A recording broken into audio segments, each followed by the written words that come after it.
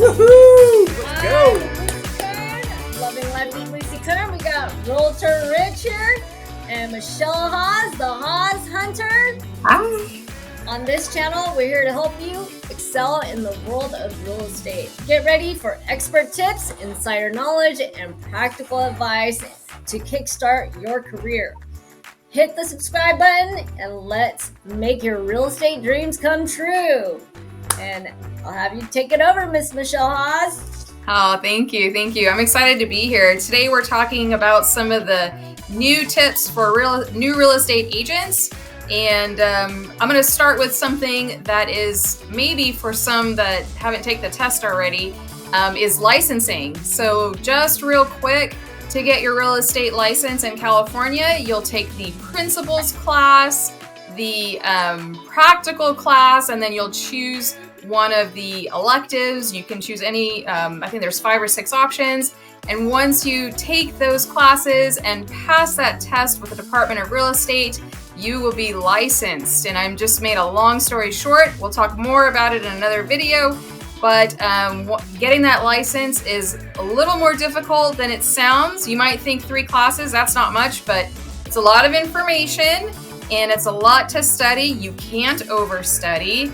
And once you're licensed, you still have education to do. You'll be learning all kinds of different things. And from here to the end, you will be in classes and taking seminars and reading books and all of those things. So it's a great environment for learning and growing, and it never stops. And the other thing that never stops is us watching the market. We look at the market trends, the inventory, and everything that's happening, interest rates, all kinds of stuff. And we're always watching and learning because somebody's going to ask you, what's happening in real estate right now? That's right. You got to have that answer ready. That's right. And another really helpful thing is as you begin building your real estate business, you want to begin building your professional network right from the get-go. So certainly you'll be able to connect with other realtors in your office, connect with your broker, connect with agents and brokers outside of your office. That's an easy network because you all have that one thing in common, you're licensed real estate agents. But beyond that, you have other professionals that you're going to utilize and partner with and connect with to help accomplish the goals of your buyers and sellers in selling real estate. And so with that being said, you'll be networking and connecting with mortgage lenders, attorneys, contractors, home inspectors, handymen, roofers. I have this huge list here I'm looking at. Roofers, plumbers, and the list goes on. These are all people that at one time or another, your clients are going to need their services. They're going to ask you for a recommendation. You are going to refer them. And the great part of it is if you build it right from the beginning, you'll be able to refer them. And if you do it as a referral network, you'll build that network of service providers where they will also be referring you. And so you want to work that right in with the work that you're doing. And then developing effective communications is another super key thing that you want to develop. And communicating, just in every area of your life is so important. And certainly with your family, you know how important it is to be communicative.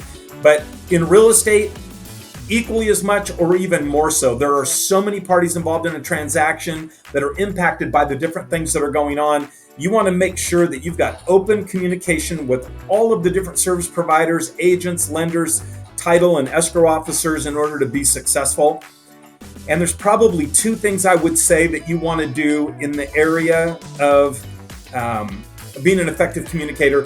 One is ask lots of questions and finish answering their questions. I'm guilty of it probably as much as or more than anybody. Somebody's giving me the answer and I'm already conjuring the next thought when what I need to do is let that go, make sure I'm understanding what they're saying, which could impact the next thing that I want to say. And then the last thing would be always answer your phone. In real estate, everybody that's calling your number could be a potential client or have a referral for you. And so answering your phone is super important. Whether it's good news or bad news, make sure you're available. People will begin to appreciate and know you by your communication and how you answer your phone. So many people don't answer their phones. And if you become the one who does, you're setting yourself apart and differentiating. So, and that could be a lead that you might have just missed. On top of that, just to add to that, Rich, and I'm guilty of it. Actually, Rich was the one who caught me one time when I started my real estate career, was when my voice mailbox was full. And he was like, and then I get a text from Rich going, that's a good point. Rich goes, Lucy, your voice box is full. You need to clear it out. So it's been a long time. I don't know if you remember. That was a really long time ago. So that alone, just make sure your voicemail box is emptied out as well. That's a really, I was just going to touch on that a little bit more. If people call you and you don't answer and they can't leave you a voicemail, that's a double negative. And they feel like if your voicemail's full, not only are you not answering their call, but you're probably not going to check their message even if they could leave one. So your voicemail can never be full in real estate. That's right. And you might not 100% of the time be able to answer the phone, but if at all possible, answer your phone. Because there's business on the other end of that line, and every person calling is a potential deal. If not now, maybe later, and if not them, maybe somebody they know. Absolutely. Yeah. Absolutely. And so I was going to add to that. Answer it professionally. Yes, so important. Absolutely. Answer with a smile on your face. That's right. Even if you're not smiling. And we will always be touching on this subject a lot, which is embracing technology. You got to keep up with AI. You got to stay up to date with the technology, the tools and platforms that you can streamline your business operations, right? Enhance your marketing efforts and help you stay organized as well. This includes leveraging social media platforms like Facebook, Instagram, Twitter, whichever you use. Customer relationship management, which is a CRMs to help you stay organized. It's a software to keep track of your clients, or maybe even just agents that you meet, right? Or anybody that you have connections with in a real estate transaction, let's just say, to be able to refer back to. So very important with keeping up with technology. You don't want to be left behind, okay? And focusing on customer service, guys. Very important topic here, right? You got to prioritize providing exceptional customer service to your clients. Be attentive, responsive, and proactive in addressing their needs and concerns. You want to build that strong relationship and also, in return, gaining referrals will be essential to your long-term success. I would have to say, in the beginning of my career, my friends and family had a hard time trusting and wanting me even ask for any tips or even give me business regarding being a real estate profession, because they're watching you. They want to, they know, let's say the party Lucy, the fun Lucy, the young Lucy, I'm the baby of the family, right? So, but those are, that's where you keep it professional. You keep the consistency, you keep that commitment, and you prove to them and show your professionalism. And over time, I mean, I've been going on, I'm going on 7 years now. I'm starting to see family referrals and stuff. So it's been a really neat journey to see with friends and family coming to you. So, yeah. That's awesome. One thing that helps quite a bit is setting goals and having a business plan. Around November and December, a lot of the brokerages will start to have classes on how to make your business plan. Definitely take those classes, don't miss them. And when January and February come, you will be ready to hit the ground running. Make some short-term goals, make some long-term goals, and keep those goals under your nose. Whether that goal has to do with your kids, a new car, retirement, whatever it is, maybe building a dream board is good for you that you see in your office and you kind of remember those. Maybe it's the lock screen on your phone. Keep it in front of you and remember, there's going to be some hard days and you got to know why you're rolling out of bed sometimes. And there are going to be some hard conversations, but you get past it and you get over it. and the goals are what keep you moving all year long. So remember them and have a good plan in the very beginning. Another thing I want to mention is to cultivate a good work ethic and have a good environment for yourself. If that environment means you can work at home and you can have a desk somewhere and you're good with that, then do it. But if that environment means, like me, I'm letting the dog out, I'm letting the dog back in, I'm distracted by lunch, I'm distracted by other things going on in my house, then maybe working at home is not a good idea and moving to the office is a better idea. Set yourself up for success and give yourself a good environment. So those things are definitely helpful. And then walking down the hallway, going to get a snack doesn't mean throwing a laundry in, a load of laundry in along the way, okay? That's what I do, I know. Because it's just going to take a minute, right? Just throw in a little laundry. That's right. That's right. Definitely get sidetracked. Yeah, it's easy to do. Oh, yeah. So the next thing is talking about continuously learning and growing. Super important to always be willing to learn.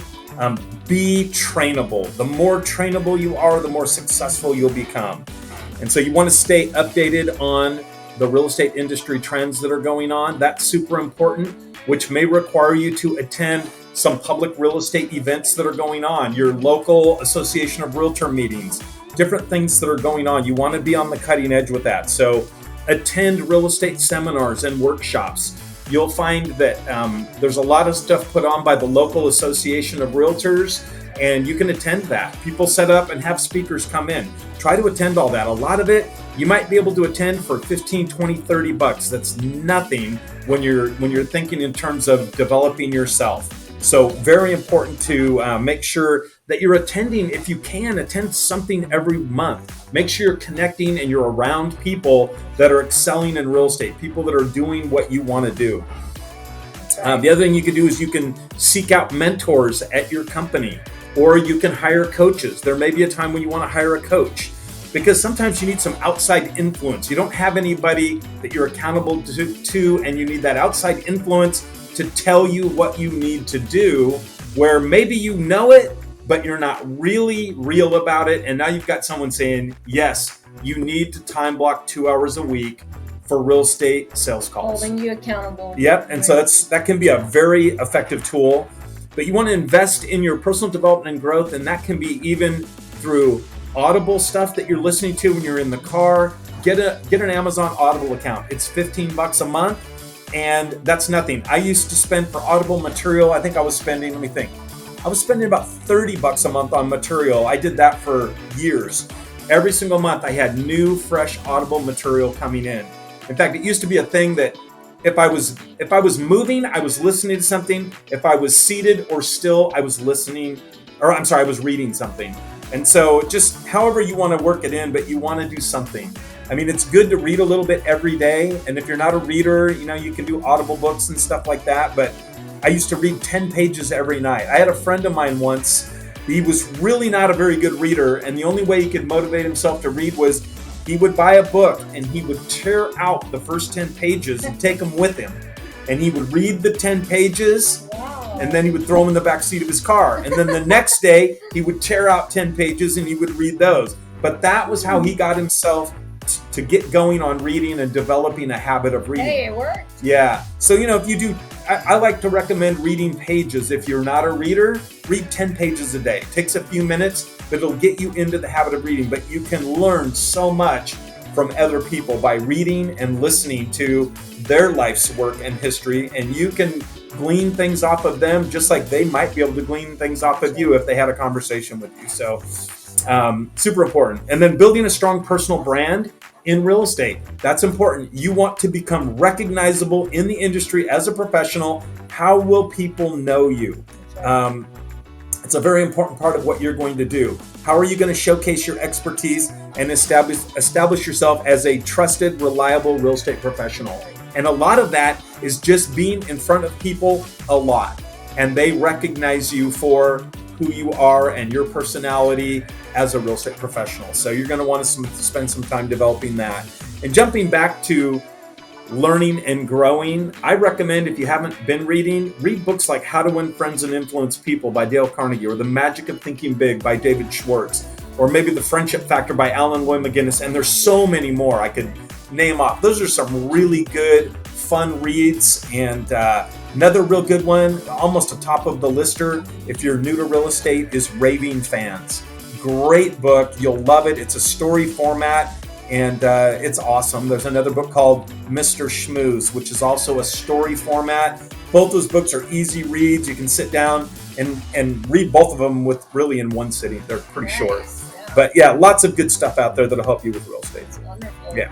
And audiobook is great because I just recently started to do audio actually in the past few years, and it works because as a realtor, you're always on the go, right? Like you don't really have the time to sit down and read like a book, let's just say in a sit down setting, because you're on the go. So listen to it in the car and with my earbuds, or if I'm walking to a meeting, things like that.